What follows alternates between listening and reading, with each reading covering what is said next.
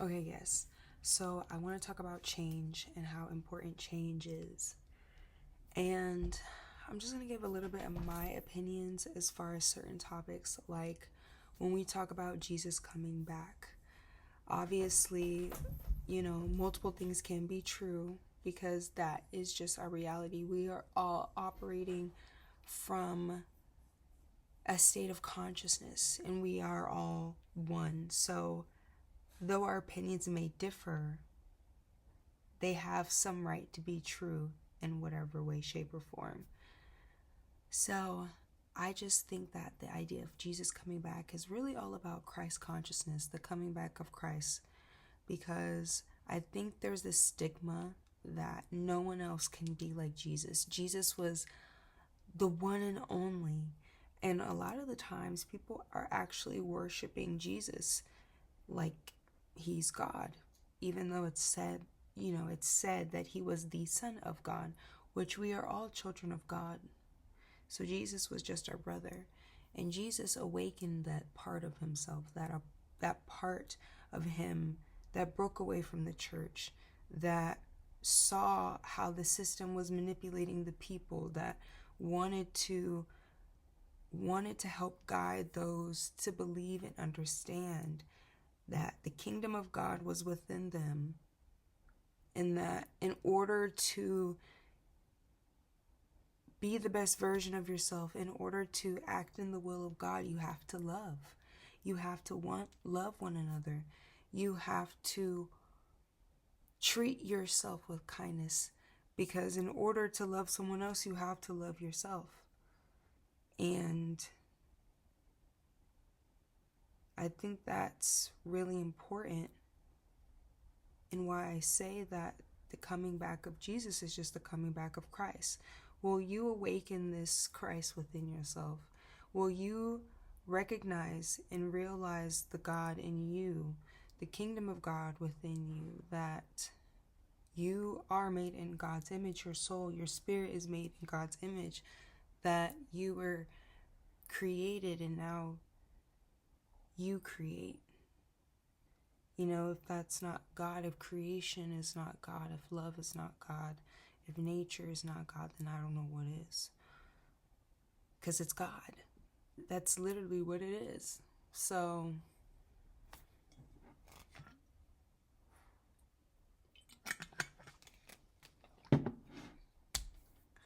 I think a lot of the times people are so caught up in waiting for things to happen, waiting for the rapture to happen, waiting for Jesus to come back, for God to come back to rip open the sky. And could that be true in a sense? Sure, I don't know, but I believe that it's all about us finding that Christ within us so that we unite, that we allow God to come back because we see the kingdom of God within us, that we recognize that this experience is about interacting within one source, that my interactions with you and your interactions with me, or my interactions with this computer, is literally just all a form of God, that it's all from creation, that it's one. So why can't we love one another? Why can't we bring about change? And I see too many of the times, I feel like people complaining about the system because it's trendy, yet not actually wanting to do something about the system, wanting to live in these systemic ways of being, just to tolerate it, just to live with it, just to live with it and then die, and never actually change something for your grandkids or your children or your nieces and your nephews, your bloodline, to allow your bloodline to go on and develop and bring about change in a world that is actually fitting to live in and is not filled with negativity and not filled with evil. I mean, why don't we care to want to see that the crisis within us, and that for the Messiah to come back, for things to actually happen, we have to recognize that we've been given the free will to bring about change if we really wanted to. And I'm not saying go out and do violence, because that's not really what change is. I think it even can start smaller, as far as just thinking about your contribution to society.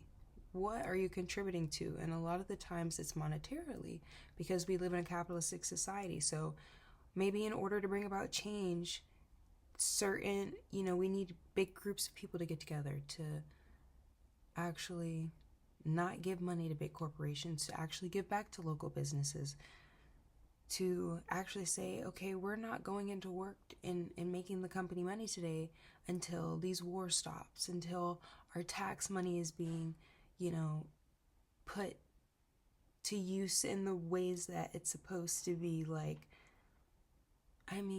I think we underestimate the power we have together, and so many of the times throughout history we've seen our ancestors who actually go out and bring about change, who stand up for their rights, and not just for certain causes, but for the rights of the people. It has nothing to do with black and white, Republican, Democrat. It has everything to do with us as a people. If we are going to come to the conclusion that this existence has been created for us to exist, and whatever was created in heaven was created on earth, but obviously at some point the heaven that was on earth has gotten so evil that we pay for water, we pay for fruit, we pay for food, we work to live, that these are unnatural systems. Until we acknowledge that our experience is something more than that, we will never actually want to stand up for ourselves, because we are, like I said, we're allowing to be tolerated in a system that doesn't even exist. We've allowed something bigger, something it's not even big. We just allowed something to just genuinely brainwash us and not understand that we can bring about change. Even I talk about the Boston Tea Party. They were not paying those taxes. You're using our tax money for things that we didn't tell you to use it for, and we're being taxed too high, so we're going to throw this tea overboard. We are not doing shit like that, yo.